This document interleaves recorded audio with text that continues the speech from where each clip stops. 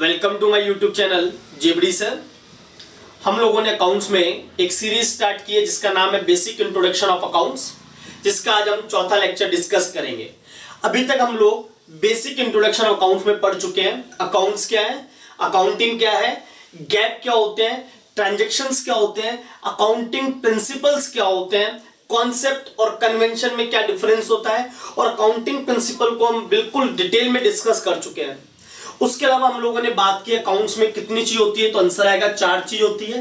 कितने काम होंगे, 2 काम होंगे। 4 चीजें कौन कौन सी होती है, असेट्स, लायबिलिटीज, इनकम और एक्सपेंस।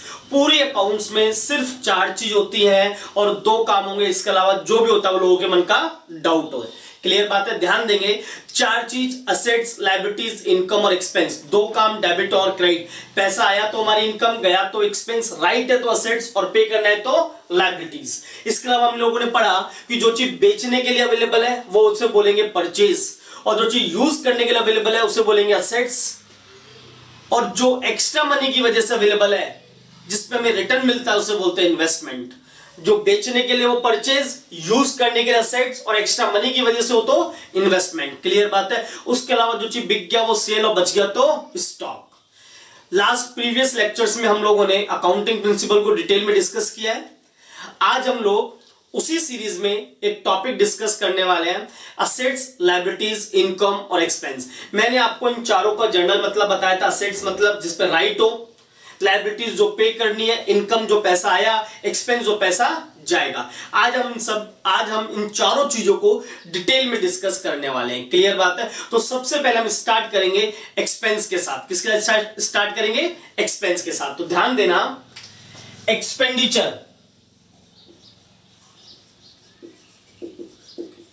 एक्सपेंडिचर को 3 पार्ट में क्लासिफाई किया। पहला रेवेन्यू एक्सपेंडिचर, दूसरा कैपिटल एक्सपेंडिचर और तीसरा डेफर्ड रेवेन्यू एक्सपेंडिचर। ध्यान देंगे सभी लोग। अभी हम बात कर रहे हैं एक्सपेंस की। अब बात आएगा कि स्टूडेंट सोचेंगे सर आपने तो एक्सपेंडिचर लिखा है, क्या एक्सपेंडिचर और एक्सपेंस एक होता है या अलग अलग होता है? तो मेरा आंसर है दोनों अलग अलग होते हैं। सर क्या डिफरेंस होता है, तो अभी हम डिस्कस करेंगे थोड़ी देर में। क्लियर बात। अभी ध्यान दो, एक्सपेंडिचर अलग और एक्सपेंस अलग। मैं बात कर रहा हूं अभी एक्सपेंडिचर की। तो expenditure are of 3 types. Exam में क्वेश्चन आता है एक्सपेंडिचर कितने टाइप के होते हैं, तो आंसर दे आना भैया 3 टाइप के होते हैं। पहला रेवेन्यू एक्सपेंडिचर, दूसरा कैपिटल एक्सपेंडिचर और तीसरा डेफर्ड रेवेन्यू एक्सपेंडिचर। चलिए सभी लोग मेरे साथ बोलेंगे एक्सपेंडिचर कितने टाइप के, 3 टाइप के। Revenue expenditure, capital expenditure, deferred revenue expenditure. Exam में क्वेश्चन आया डैश डैश डैश किस टाइप का एक्सपेंडिचर है, और आपको ऑप्शन दे दे 3, रेवेन्यू, कैपिटल, डेफर्ड। तो आप तीनों में से किसी एक पे टिक लगाओगे, और वो कब लगा पाओगे, जब आपको इन तीनों के बारे में बेसिक इंफॉर्मेशन पता हो, इनकी बेसिक कैरेक्टरिस्टिक्स पता हो। अगर आपको इन तीनों का बेस ही नहीं पता तो आप तीनों में डिफरेंशिएट नहीं कर पाओगे, और जब डिफरेंशिएट नहीं कर पाओगे तो भैया क्वेश्चन का आंसर नहीं दे पाएंगे। तो भैया कौन सा एक्सपेंडिचर किस नेचर का है, उसे समझने से पहले हमें उसकी बेसिक कैरेक्टरिस्टिक्स को समझना पड़ेगा। तो चलिए ध्यान देंगे। अभी हम पढ़ने वाले हैं एक्सपेंडिचर 3 टाइप के, रेवेन्यू, कैपिटल, डेफर्ड रेवेन्यू। तो अभी मैं डेफर्ड रेवेन्यू को छोड़ देता हूं, पहले हम डिस्कस करेंगे रेवेन्यू और कैपिटल एक्सपेंडिचर। मोस्ट इंपॉर्टेंट चीज, अभी हमको डिफरेंस समझना है, रेवेन्यू क्या होता है और कैपिटल क्या है। उसके बाद हम डिस्कस करेंगे डेफर्ड रेवेन्यू को। क्लियर बात। तो ध्यान देना, कोई एक्सपेंडिचर रेवेन्यू है या कैपिटल है, उसे कैसे डिफरेंशिएट किया जाएगा, उनकी कैरेक्टरिस्टिक्स के बेसिस पे। तो ध्यान देना सभी लोग, इनकी कुछ कैरेक्टरिस्टिक्स होती हैं जिसे हमें समझना है और ध्यान से लर्न करना है। क्लियर बात। चलो आएंगे सभी लोग, स्टार्ट करते हैं। रेवेन्यू एक्सपेंडिचर जनरली बोल रहा हूं मैं, जनरली का मतलब 99% ऐसा होता है, पर 1% इसका अपोजिट भी हो सकता है। जनरली जो रेवेन्यू एक्सपेंडिचर होते हैं ना, उनका अमाउंट स्मॉल होता है, तो generally incurred in small amount. Most important चीज ध्यान देना सभी लोग, रेवेन्यू एक्सपेंडिचर जो होते हैं वो जनरली कौन से अमाउंट में इनकर्ड होते हैं, स्मॉल अमाउंट में। मतलब रेवेन्यू एक्सपेंडिचर का जो अमाउंट होता है मोस्ट ऑफ द टाइम वो स्मॉल अमाउंट होता है, पर कई बार वो लार्ज भी हो सकता है, इसलिए मैंने कौन सा वर्ड यूज किया है, जनरली। ध्यान देना, कैपिटल एक्सपेंडिचर का जनरली अमाउंट क्या होगा, तो इनका लार्ज होगा, तो generally incurred in large amount. ध्यान देना, सबसे इंपॉर्टेंट डिफरेंस है ये इनका। अभी हम डेफर्ड रेवेन्यू की बात नहीं कर रहे हैं, इसको छोड़ देते हैं। चलो, एग्जाम में क्वेश्चन आया रेवेन्यू एक्सपेंडिचर का अमाउंट क्या होता है, तो आंसर दिया ना स्मॉल। कैपिटल एक्सपेंडिचर का अमाउंट क्या होता है, तो आंसर दिया ना लार्ज। यानी कि ऐसे एक्सपेंस जो हम बहुत ही कम अमाउंट में कर रहे हैं, स्मॉल अमाउंट में कर रहे हैं, जनरली उसे क्या बोलेंगे, रेवेन्यू एक्सपेंडिचर। और जो लार्ज अमाउंट में इनकर्ड कर रहे हैं उन्हें क्या बोलेंगे, कैपिटल एक्सपेंडिचर। ऐसा जनरली होता है, मतलब 99% रेवेन्यू एक्सपेंडिचर का अमाउंट स्मॉल होगा, बट कई बार वो बड़े भी अमाउंट भी हो सकता है। कैपिटल का जनरली अमाउंट लार्ज होता है, बट कई बार वो स्मॉल अमाउंट में भी इनकर्ड हो सकता है। तो दिल पे मत लेना कि सर ने यहाँ पे स्मॉल और यहाँ पे लार्ज बोला है, वो जनरली बोला है मैंने, मतलब ये स्मॉल के साथ कई बार लार्ज भी हो सकता है और ये लार्ज के साथ कई बार स्मॉल भी हो सकता है। अभी हम बेसिक कैरेक्टरिस्टिक्स की बात करेंगे, ध्यान देंगे। जनरली रेवेन्यू एक्सपेंडिचर का अमाउंट क्या होगा, तो आंसर आएगा स्मॉल। जनरली कैपिटल एक्सपेंडिचर का अमाउंट क्या होगा, तो आंसर आएगा लार्ज। ये इनका पहला कैरेक्टरिस्टिक्स है। दूसरा, रेवेन्यू एक्सपेंडिचर का जो बेसिस होता है, इनकर्ड होने का जो बेसिस होता है, वो होता है रेगुलर। तो ध्यान देना, रेवेन्यू एक्सपेंडिचर का जो बेसिस होगा वो क्या होगा भैया, रेगुलर। और कैपिटल एक्सपेंडिचर का जो बेसिस होगा वो क्या होगा, इररेगुलर। अब मोस्ट इंपॉर्टेंट चीज, सर ये क्या चीज है, रेगुलर और इररेगुलर, तो हम समझते हैं। कोई एक्सपेंडिचर डेली बेसिस पे हो रहा है तो वो डेली होना चाहिए, वीकली हो रहा है तो वीकली होना चाहिए, मंथली हो रहा है तो मंथली होना चाहिए, क्वार्टरली हो रहा है तो क्वार्टरली परफॉर्म होना चाहिए, हाफ ईयरली हो रहा है तो हाफ ईयरली और एनुअली हो रहा है तो annually, but it should be perform on a regular basis. तो revenue expenditure generally regular basis पे परफॉर्म होते हैं। कौन से बेसिस पे परफॉर्म होते हैं, रेगुलर बेसिस पे। जबकि कैपिटल एक्सपेंडिचर इरेगुलर बेसिस पे परफॉर्म होते हैं, मतलब रेवेन्यू तो जनरली होते रहते हैं पर कैपिटल जनरली परफॉर्म नहीं होते। ये कई सालों में कभी कभी वंस अपॉन ए टाइम एक बार होते हैं। क्लियर बात है, ध्यान देना। रेवेन्यू एक्सपेंडिचर का अमाउंट जनरली क्या होगा, स्मॉल। कैपिटल का अमाउंट क्या होगा, लार्ज। रेवेन्यू का बेसिस रेगुलर, कैपिटल का बेसिस इरेगुलर। और तीसरी मोस्ट इंपॉर्टेंट इनकी कैरेक्टरिस्टिक्स, रेवेन्यू का जो बेनिफिट मिलता है, रेवेन्यू का जो बेनिफिट मिलता है वो मिलता है हमको सेम ईयर में। क्लियर बात, कैसे मिलेगा वो आगे डिस्कस करने वाले हैं। और कैपिटल का जो बेनिफिट मिलेगा, ध्यान देना, कैपिटल एक्सपेंडिचर का बेनिफिट मिलेगा वो सेम ईयर के साथ साथ आने वालों के साल तक मिलेगा। तो benefit in succeeding years, most important चीज ध्यान देना, रेवेन्यू एक्सपेंडिचर का जो बेनिफिट मिलता है वो सेम ईयर में मिलता है, जबकि कैपिटल एक्सपेंडिचर का बेनिफिट आने वाले सालों तक मिलेगा। फॉर एग्जांपल, आपने अपने एम्प्लॉय को 1 महीने की सैलरी दी, एम्प्लॉय कितने महीने काम करेगा भैया, 1 महीने, तो बेनिफिट हमको उससे 1 महीने मिल सकता है ना। ऐसा थोड़ी ना आपने एम्प्लॉय को 1 महीने की सैलरी दी और वो 10 साल तक काम करेगा, नहीं करेगा।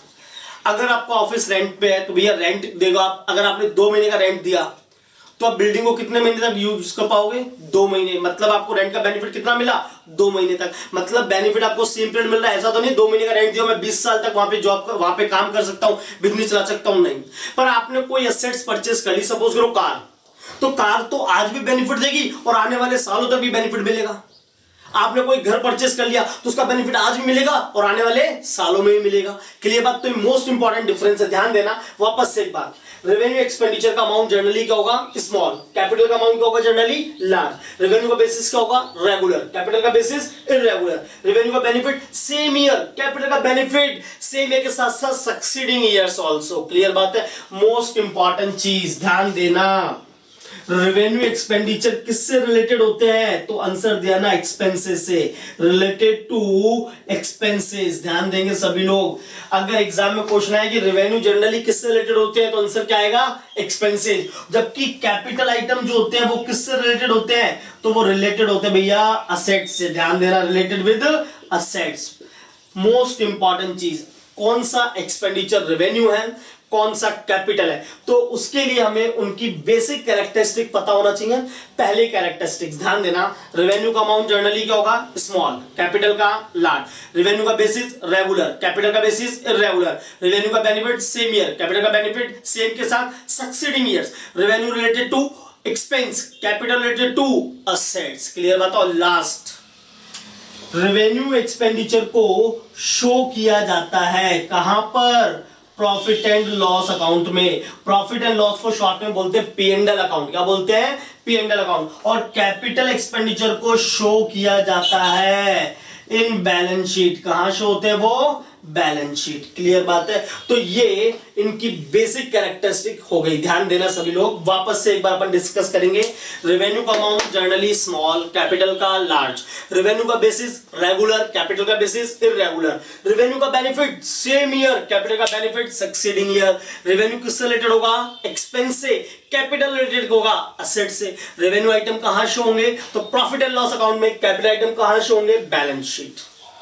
सर एक बात बताओ, डिफरेंस हमने याद कर लिए, कैरेक्टरिस्टिक्स भी याद कर लिए हमने, पर एग्जाम में क्वेश्चन कैसे आएगा तो मैं बताता हूं। सपोज करिए हमारे बिजनेस में एक एम्प्लॉय काम करता है मिस्टर एक्स, हम उसको सैलरी देते हैं पर मंथ 20,000 रुपए। चलो ध्यान देंगे, अब हम इसकी कैरेक्टरिस्टिक्स उसमें एप्लीकेबल करते हैं। 20,000 रुपए बिजनेस के पॉइंट ऑफ व्यू से कैसा अमाउंट है, स्मॉल। सैलरी कैसे देंगे, रेगुलर, हर महीना।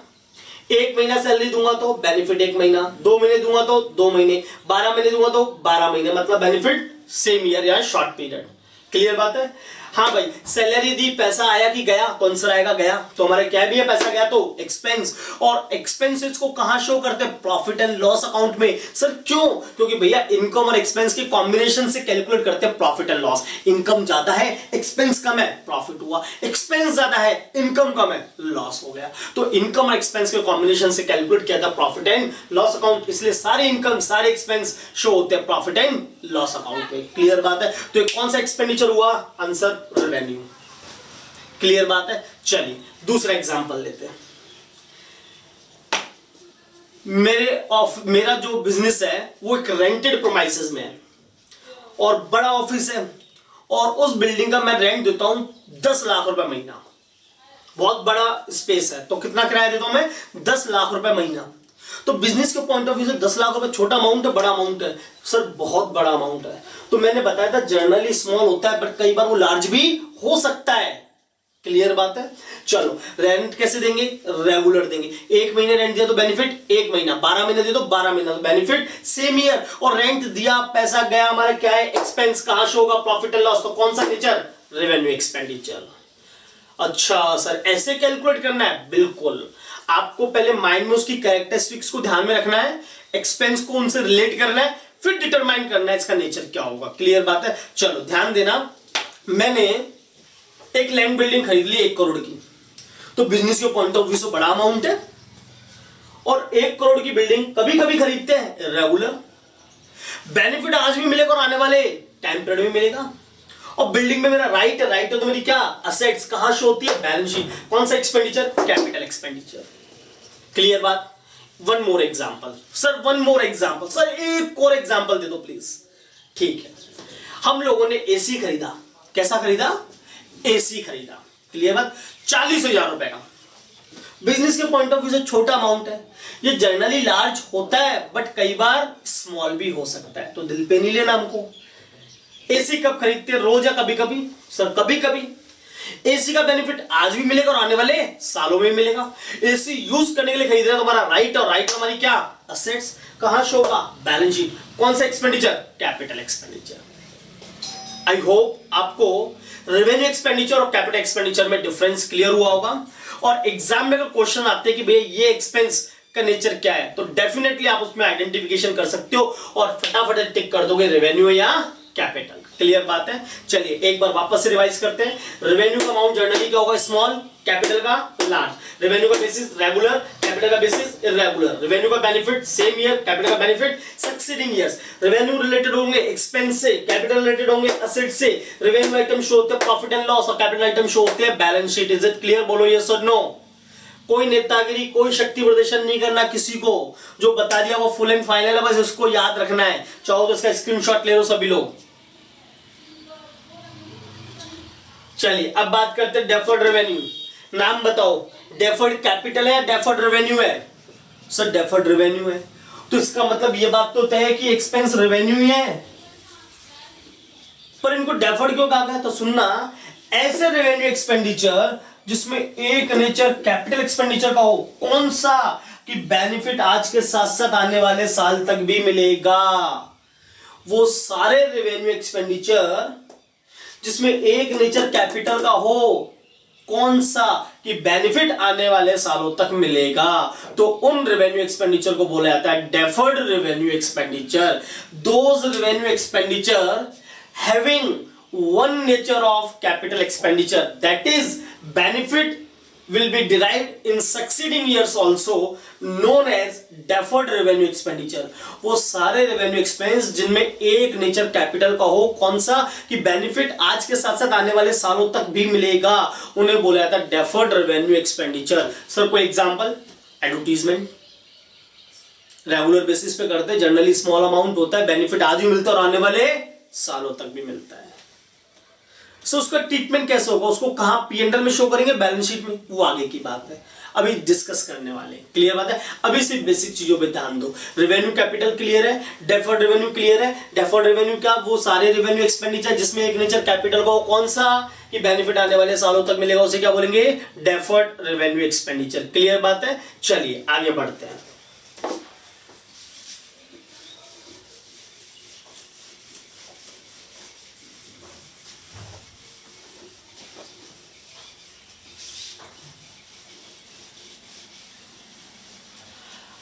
अब ध्यान दो, अभी हमने एक्सपेंडिचर का क्लासिफिकेशन पढ़ा, रेवेन्यू, कैपिटल, डेफर्ड रेवेन्यू, ये इनका प्राइम क्लासिफिकेशन था। अब मैं इसका एक और क्लासिफिकेशन पढ़ रहा हूं, उसे बोलेंगे another classification. Another classification of expenditure. Sir another classification भी होता है क्या? बिल्कुल होता है भाई। मेन क्लासिफिकेशन तो तीन टाइप का, रेवेन्यू, कैपिटल और डेफर्ड रेवेन्यू, वो तो एग्जाम में आपको टिक करना है।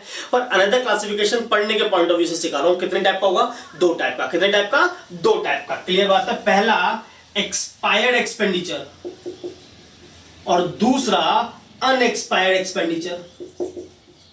सर ये एक्सपायर्ड अनएक्सपायर्ड क्या होते हैं? सिंपल सी बात भैया, जो लोग मर गए उन्हें क्या बोलते हैं? एक्सपायर्ड। तो ऐसे एक्सपेंस जो मर गए मतलब हो चुके, वो एक्सपायर्ड एक्सपेंडिचर। और जो जिंदा बचे उन्हें क्या बोलते हैं? अनएक्सपायर्ड। तो ऐसे एक्सपेंस जो बाकी है उन्हें क्या बोलते हैं? अनएक्सपायर्ड। मुझे बताओ, लोगों को मरने के बाद कहां ले आया जाता है? शमशान में। भाई मरे लोगों को कहां ले जाएंगे? शमशान में। तो अकाउंट्स में भी जो एक्सपेंस एक्सपायर हो गए उन्हें भी शमशान में लेके जाया जाएगा। और अकाउंट्स में शमशान का नाम है प्रॉफिट एंड लॉस अकाउंट। क्या नाम है भैया? Profit and loss account. ध्यान देना, शमशान में कौन जाता भैया? जो लोग मर गए। क्लियर बात है? जो लोग मर गए उनको शमशान में ले आके दफनाया जाता है, जलाया जाता है। ध्यान देना। अब भैया लोग मरते कैसे भैया? काल के थ्रू। काल है ना, गॉड ऑफ डेथ। क्लियर बात है? तो ध्यान देना, अब कैसे लोग मरे भैया? किसी का एक्सीडेंट हो गया तो काल कौन है? किस रूप में आया? एक्सीडेंट के रूप में। बाइक से एक्सीडेंट होता काल किस रूप में आया? बाइक के रूप में। कार से एक्सीडेंट होता काल किस रूप में आया? कार के रूप में। क्लियर बात है? कोई छत से गिर गया तो काल किस रूप में आया? छत के रूप में। कोई पंखे से लटक गया तो काल किस रूप में आया भैया? फैन के रूप में। मतलब काल जो है अपना रूप बदलता रहता है, तो वो बहरूपिया है। तो उसी तरीके से जो P&L है वो भी बहरूपिया होता है। क्या होता है भैया? बहरूपिया। ध्यान देना सभी लोग, बहरूपिया क्यों बोल रहा हूं? क्योंकि आने वाले चैप्टर्स में आप देखोगे प्रॉफिट एंड लॉस अकाउंट हर बार अपना नाम बदल के आएगा। हर बार नाम बदल के आएगा। कभी वो प्रॉफिट एंड लॉस अकाउंट बन जाएगा, तो कभी वो बन जाएगा प्रॉफिट एंड लॉस एडजस्टमेंट, कभी वो बन जाएगा प्रॉफिट एंड लॉस एप्रोप्रिएशन, कभी बन जाएगा रिवैल्यूएशन, कभी बनेगा रियलाइजेशन, कभी बनेगा इनकम एक्सपेंडिचर, तो कभी बनेगा कंसाइनमेंट। क्लियर बात है? तो प्रॉफिट एंड लॉस रुपया होता है, वो हर बार नाम बदल के आता है। क्लियर बात है? तो ध्यान देना, वो सभी लोग जो मर गए वो कहां है? उसे क्या बोलेंगे? एक्सपायर। तो उसी तरीके से जो एक्सपेंसेस मर गए उन्हें क्या बोलेंगे? Expired expenditure. और कहां जाएंगे? शमशान में। शमशान का नाम क्या? P&L। और P&L कौन होता है? बहरूपिया। जो जिंदा लोग बच गए वो शमशान में आते हैं, घर जाते हैं। तो आंसर आएगा सर घर पे जाते हैं। क्लियर बात है? और घर को यहाँ क्या बोलते हैं? Balance sheet. क्या बोलते हैं भैया? Balance sheet. जिसका बैलेंस बच गया उसे एक शीट में रिकॉर्ड करते उसे नाम दे दिया बैलेंस शीट। क्लियर बात है? कैसे बनेंगे बात की बात, अभी ध्यान दो। प्राइम क्लासिफिकेशन कितने टाइप का? 3, revenue, capital, deferred. Another classification कितने टाइप का? 2, एक्सपायर्ड और अनएक्सपायर्ड। एक्सपायर्ड और अनएक्सपायर्ड, जो मर गए वो कहां जाएंगे? शमशान में। शमशान का नाम पिंडल। पिंडल कौन है? बहरूपिया। और जो बच गए अनएक्सपायर्ड वो कहां जाएंगे? घर में। घर का नाम क्या? Balance sheet. क्लियर बात? चलिए अब एक एग्जांपल लेते हैं और क्लियरिटी आएगी।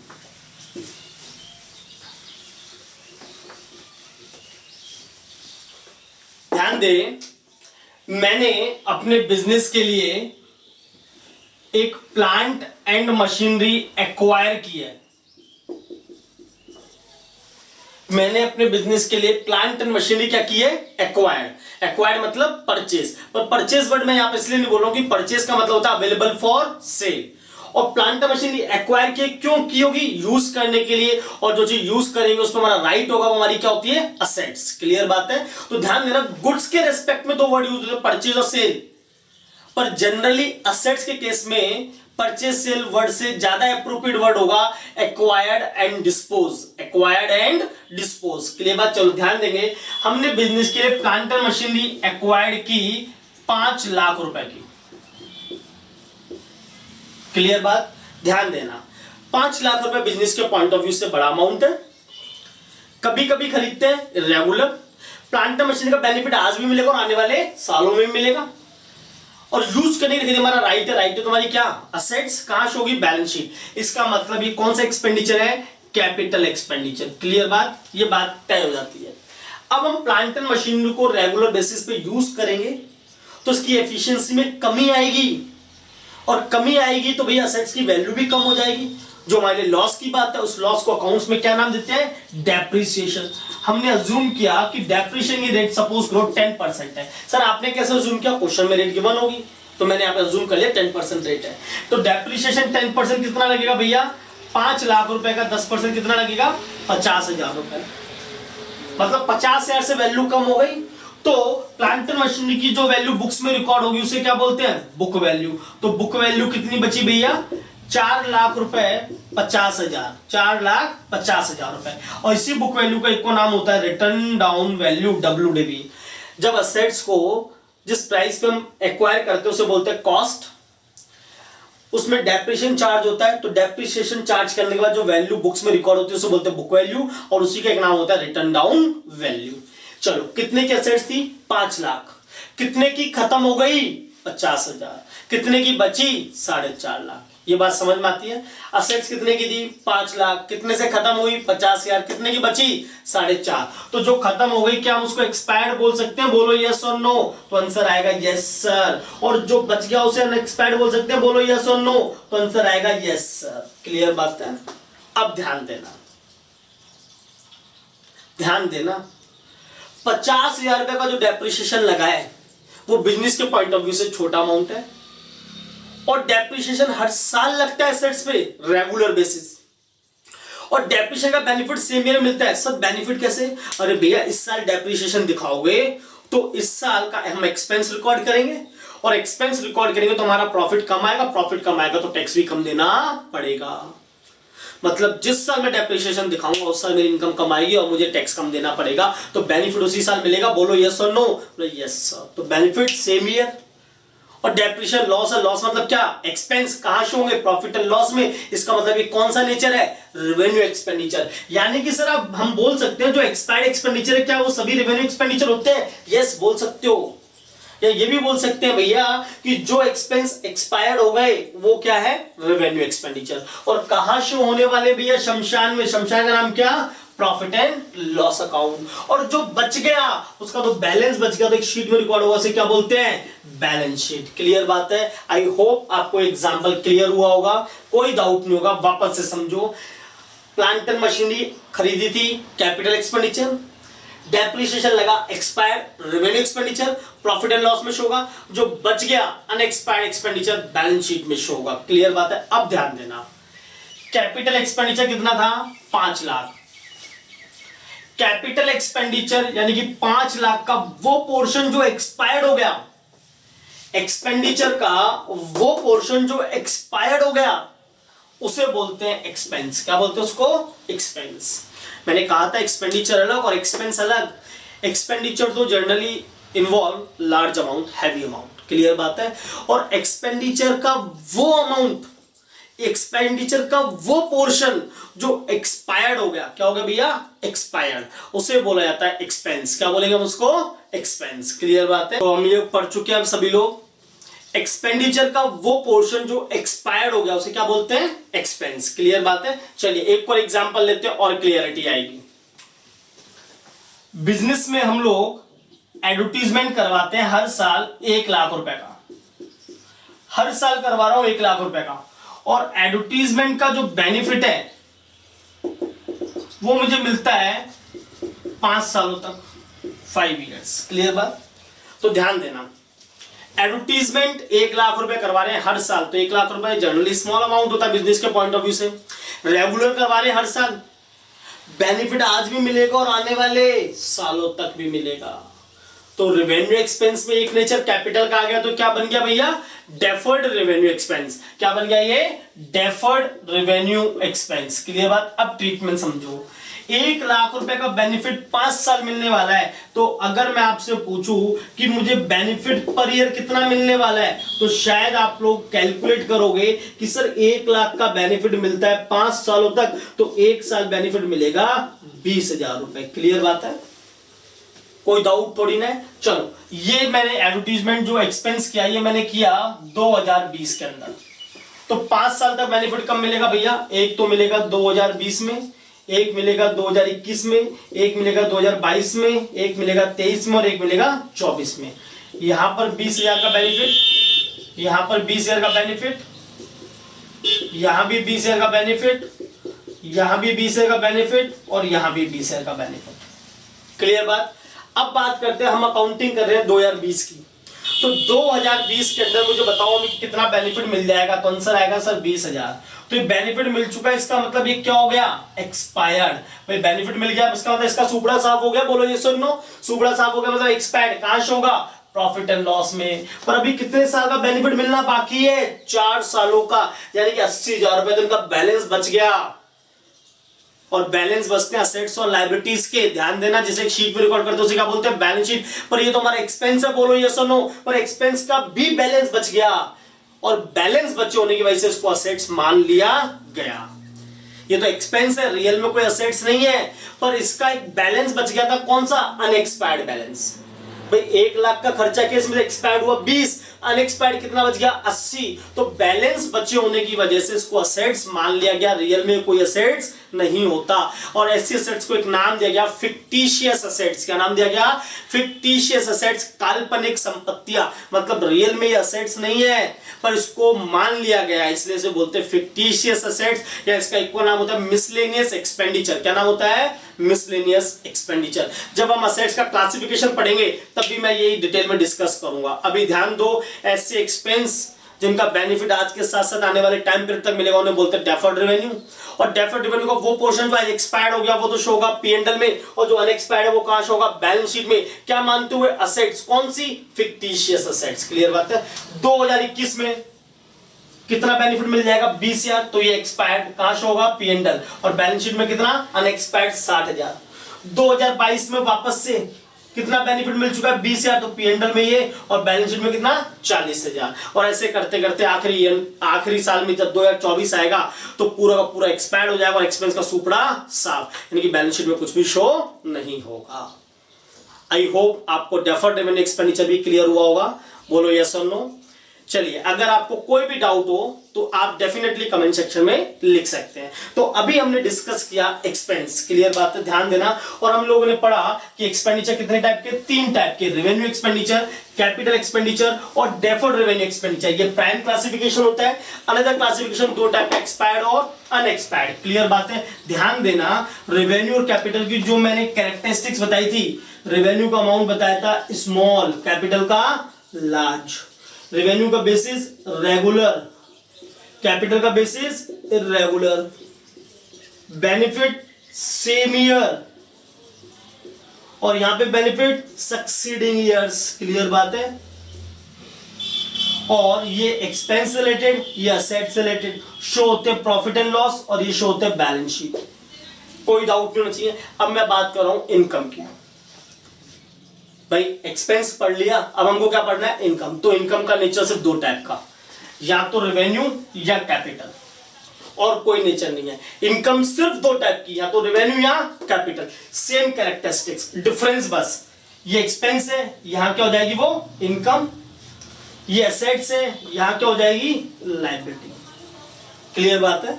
आई होप आपको इनकम और एक्सपेंस बिल्कुल क्लियर होंगे। आप चाहे इसका स्क्रीनशॉट ले सकते हैं और प्रॉपर वे में आप इसको रिकॉर्ड कर सकते हैं। क्लियर बात है? इनकम और एक्सपेंस में सिर्फ एक ही डिफरेंस है, एक्सपेंस में पैसा जाएगा, इनकम में पैसा आएगा। एक्सपेंस 3 टाइप के, इनकम 2 टाइप की, रेवेन्यू और कैपिटल। क्लियर बात? तो आज हमने एक्सपेंडिचर और इनकम के टॉपिक को कंप्लीट किया है। अगर किसी भी स्टूडेंट को कोई भी डाउट, आप कमेंट सेक्शन में लिख सकते हैं। अगर आपको इनके नोट्स चाहिए तो आप मेरे टेलीग्राम चैनल से जुड़ सकते हैं, वहां पे आपको इनकी पीडीएफ मिल जाएगी। क्लियर बात है? आप सभी लोगों से रिक्वेस्ट है, मेरे इस चैनल को ज्यादा से ज्यादा शेयर करें, सब्सक्राइब करें, और वीडियोस को भी ज्यादा से ज्यादा लाइक करें, शेयर करें, सब्सक्राइब करें, ताकि इसका बेनिफिट हम मैक्सिमम स्टूडेंट्स को पहुंचा सके। क्लियर बात है? तब तक के लिए टेक केयर, स्टे सेफ।